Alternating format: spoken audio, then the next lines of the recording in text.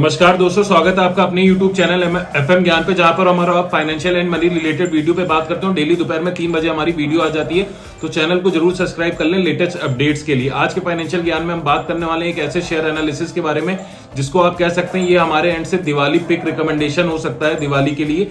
But यहाँ पर हमारी कोई डायरेक्ट फाइनेंशियल एडवाइस नहीं है कि आप डायरेक्ट स्टॉक में बाय करें या होल्ड करें, कुछ भी करें। अपने फाइनेंशियल एडवाइजर से जरूर कंसल्ट करिएगा इस स्टॉक में बाइंग करने के पहले। हालांकि ये स्टॉक काफी अच्छा, और अपने मार्केट शेयर की बात करें, अपने जो सेक्टर है उसमें अराउंड 26% इनका मार्केट शेयर भी है। तो किस स्टॉक के बारे में बात कर रहे हैं, क्या सारी चीजें, उनको हम डिटेल में कवर अप करेंगे, तो वीडियो को बिल्कुल स्किप मत करिएगा।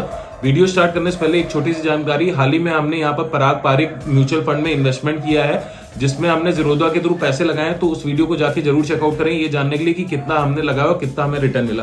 तो अब यहाँ पर आ जाते हैं कंपनी के बारे में। डायरेक्ट मैं बात करना चाहूंगा जिस कंपनी के बारे में बात कर रहे हैं उस कंपनी का नाम है ऑल कार्गो टर्मिनल लिमिटेड।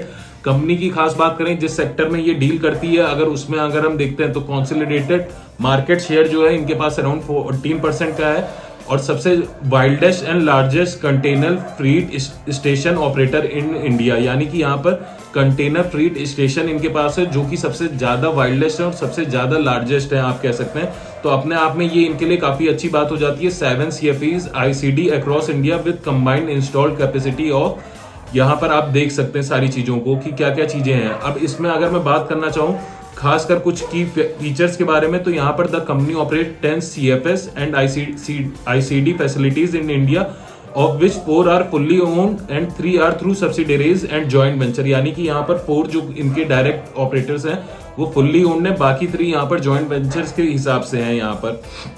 अब यहाँ पर मैं बाकी की फीचर्स पे आऊं उसके पहले यहाँ पर एक मार्केट कोड के बारे में हम बात करेंगे। वो मार्केट कोड ये है, in the short term stock market is a voting machine, in the long run it is a weighing machine. यानी कि अब यहाँ पर आपको एक चीज समझनी होगी कि शॉर्ट टर्म में अगर आप जाते हैं तो एक तरह से वोटिंग मशीन है, इसको बाय कर लो उसको बाय कर लो, लेकिन लॉन्ग रन में हमें वेइंग मशीन के हिसाब से चलना होता है कि किसमें क्या प्रॉफिट हो सकता है, किसमें क्या लॉस हो सकता है, एंड बाकी की चीजें हमें समझनी होगी। लेटेस्ट न्यूज की बात करूं तो यहाँ पर एक बहुत बड़ी न्यूज निकल के आई है जो कि मैं यहाँ पर बताना चाहूंगा। यहाँ पर एक सर्कुलर सबमिट हुआ है BSE पे, ये बताते हुए कि 53,83,270 इक्विटी शेयर्स को सेल आउट किया गया है शशि किरण शेट्टी की तरफ से, जो कि 2.19% पेड अप कैपिटल इक्विटी हो सकती है आप कह सकते हैं कंपनी की। तो ये 3 अलग अलग चीजें मैंने कवर अप करी हैं जिसके बगल जो चीजें आपने देखी होंगी। अब आते हैं डायरेक्ट कंपनी के की फीचर्स पे।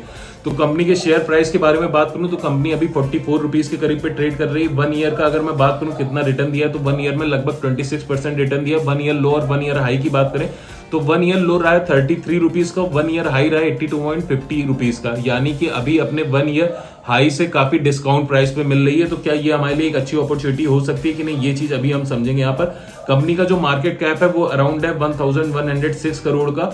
अगर कंपनी की बात करें तो नेट प्रॉफिट भी है, यहाँ पर कैश फ्लो भी कहीं ना कहीं अगर हम बात करें पॉजिटिव है, डेब्ट भी कंपनी पे नहीं है, और सबसे खास बात कंपनी लगातार डिविडेंड देते आ रही है।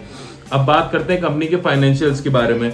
तो आप देख सकते हैं यहाँ पर 2022 में अगर टोटल रेवेन्यू की बात करें 129 करोड़ था, 2023 में ये बढ़ के हो गया 720 करोड़, 2024 में बढ़ के हो गया 749 करोड़।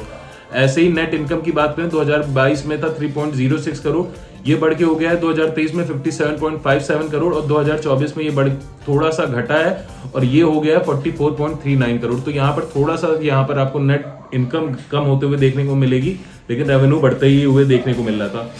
अब बात कर लेते हैं शेयर होल्डिंग पैटर्न के बारे में।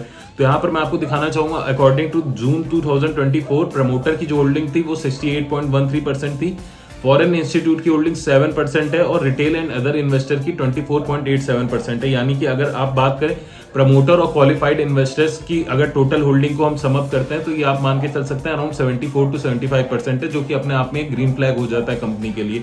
हालांकि पिछले क्वार्टर के हिसाब से आप देखेंगे तो प्रमोटर और क्वालिफाइड इन्वेस्टर ने थोड़ी सी यहाँ पर अपनी होल्डिंग कम करी है और वो रिटेल में गई है। तो ऐसा नहीं कह सकते कि बहुत ज्यादा यहाँ पर होल्डिंग कम करी गई है और इस वजह से कोई बहुत ज्यादा दिक्कत वाली बात है।